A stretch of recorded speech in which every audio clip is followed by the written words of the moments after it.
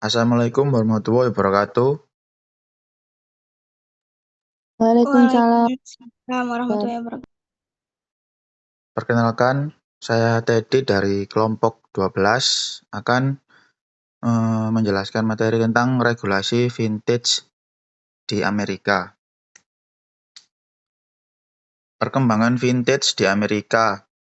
Sejarah vintage diawali di benua Eropa, di mana vintage diawali dengan munculnya P2P lending di Inggris pada Februari 2005. Kemudian pada Februari 2006, peer-to-peer lending mulai muncul di Amerika. Industri pinjaman peer-to-peer lending dimulai dengan peluncuran Prosper Marketplace dan diikuti oleh Lending Club. Prosper dan Lending Club ini sendiri berkantor pusat di San Francisco, California. Awal mula dari berjalannya peer-to-peer lending di Amerika ini diawali dengan berbagai pembatasan yang didasarkan pada kelayakan peminjaman yang kemudian berakibat pada munculnya masalah pemilihan yang merugikan serta munculnya standar tarif peminjaman yang tinggi.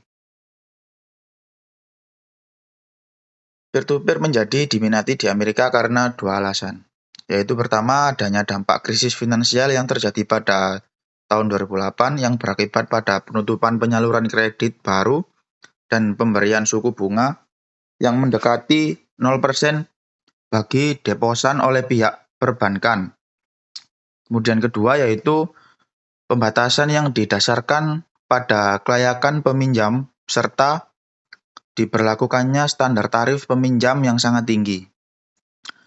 Pada tahun 2012, Lending Club dikategorikan sebagai perusahaan peer-to-peer lending terbesar di Amerika berdasarkan volume pinjaman yang telah dikeluarkan serta pendapatan, yang kemudian diikuti oleh Prosper. Selain itu, kedua perusahaan ini memang secara kolektif telah memberikan lebih dari 180.000 pinjaman dengan total dana sebesar $2 miliar. Peer-to-peer lending di Amerika diawasi oleh Federal Reserve atau Federal Utama dari bank-bank negara yang telah memilih untuk bergabung dengan sistem Federal Reserve. The Fed juga mengawasi seluruh perusahaan induk bank yang dalam banyak kasus memiliki anak perusahaan bank yang diawasi oleh lembaga lain. Regulasi vintage di Amerika terus berkembang. Upaya sedang dilakukan baik di tingkat federal maupun negara bagian untuk memahami industri ini dan mengembangkan peraturan yang efektif. Misalnya Konferensi Pengawas Bank Negara (CSBS) yang terlibat dalam upaya agar pengawas negara yang berbeda dapat berkolaborasi dalam perizinan dan pengawasan. Pentingnya regulasi vintage. Regulasi keuangan di industri vintage penting untuk melindungi dan menjaga keuangan masyarakat. Industri vintage merupakan industri yang sedang berkembang. Akibatnya, terdapat resiko bahwa hal tersebut dapat digunakan untuk kegiatan yang tidak baik. Apalagi hal tersebut belum sepenuhnya dipahami dan diatur. Lembaga keuangan tradisional diatur secara ketat. Operator vintage menggunakan teknologi baru untuk menawarkan layanan yang ditawarkan oleh lembaga-lembaga tradisional ini. Namun, mampu lolos dari peraturan ketat yang harus dipatuhi oleh lembaga-lembaga tersebut. Regulator vintage berupaya untuk mengatasi hal tersebut dengan memberikan pedoman yang dapat dipatuhi oleh startup vintage dan merugikan kepentingan masyarakat bagi banyak regulator. Hal-hal berikut ini menjadi perhatian, yaitu penipuan investasi, pencucian uang, sekuritas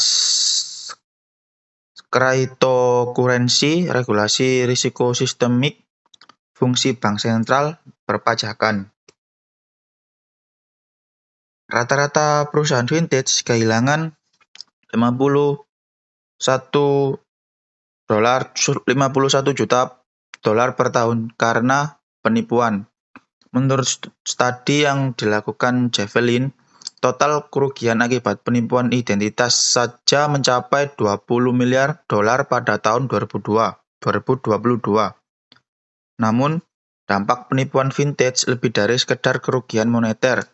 Masalah seperti hilangnya kepercayaan dan meningkatnya perselisihan dengan pelanggan menimbulkan kesulitan bagi bisnis dan konsumen. Para penipu menemukan cara-cara baru dan canggih untuk mengeksploitasi kerentanan. Untuk mengatasi tantangan ini, perusahaan vintage menerapkan langkah-langkah pencegahan penipuan yang kuat yang melindungi informasi konsumen dan mencegah pelaku kejahatan mencuri uang dan informasi pribadi sensitif. Berikut 5 contoh penipuan vintage. Yang pertama, rekayasa sosial. Kedua, serangan presentasi. 3, penipuan identitas sintetis. 4, pengambilan alihan akun. 5, penipuan pembayaran atau ACH.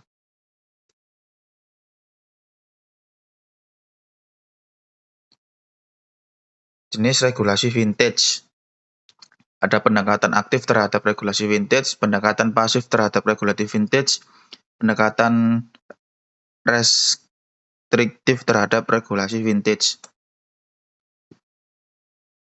Lembaga yang mengatur, mengawasi, dan mencegah risiko. Tujuan FIT atau FED lainnya adalah untuk melindungi konsumen dalam transaksi peminjaman dan simpanan. Oleh karena itu, Amerika secara khusus menerbitkan Undang-Undang Privasi Konsumen di California tahun 2008 yang mulai berlaku 1 Januari 2020. Undang-undang tersebut mengenai stabilitas keuangan Amerika Serikat dengan meningkatkan akuntabilitas dan transparansi dalam sistem keuangan. Untuk mengakhiri terlalu besar untuk gagal, untuk melindungi pembayaran pajak Amerika dengan mengakhiri dana talangan, untuk melindungi konsumen dari praktik layanan keuangan yang kejam. Departemen Pengembangan membantu institusi lokal cadangan federal juga memperluas akses ke pinjaman dengan menyatukan pemberi pinjaman, lembaga pemerintah, perusahaan nirlaba, dan kelompok pengembangan masyarakat.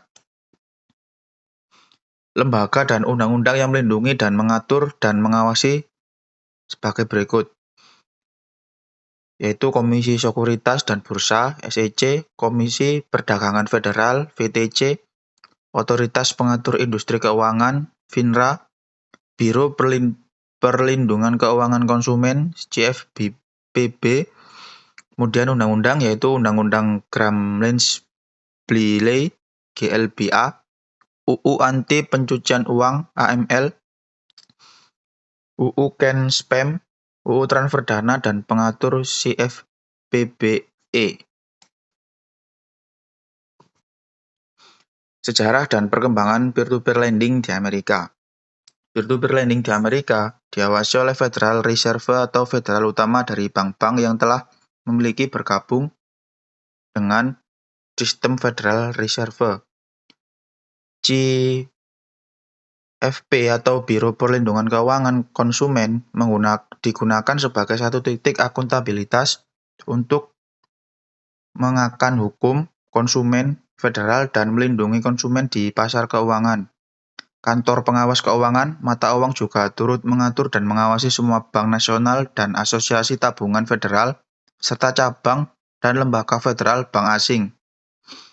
Dari OCC kita bisa mempelajari tentang informasi dan peraturan yang dapat mempengaruhi cara perusahaan bekerja dengan bank nasional. Komisi Perdagangan Komoditi Berjangka yang mengatur pasar dan swap, termasuk energi, logam, dan berbagai produk keuangan. Misi dari CFTC ini sendiri adalah untuk mendorong pasar yang terbuka, transparan, kompetitif, dan sehat secara finansial.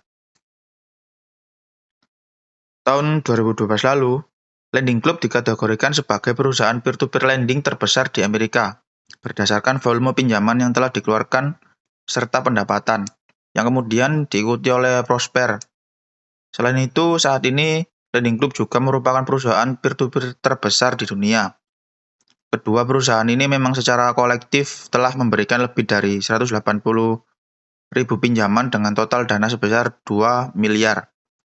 Pada 22 Maret 2012 silam, Lending Club telah mengeluarkan 117.412 pinjaman, 117.412 pinjaman dengan nilai sebagai berikut, sedangkan Prosper telah mengeluarkan 63.023 pinjaman senilai sebagai berikut.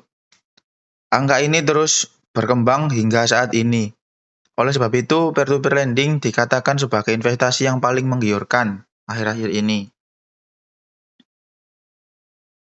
Sekian dan terima kasih. Jika ada pertanyaan dari teman-teman, bisa ditanyakan.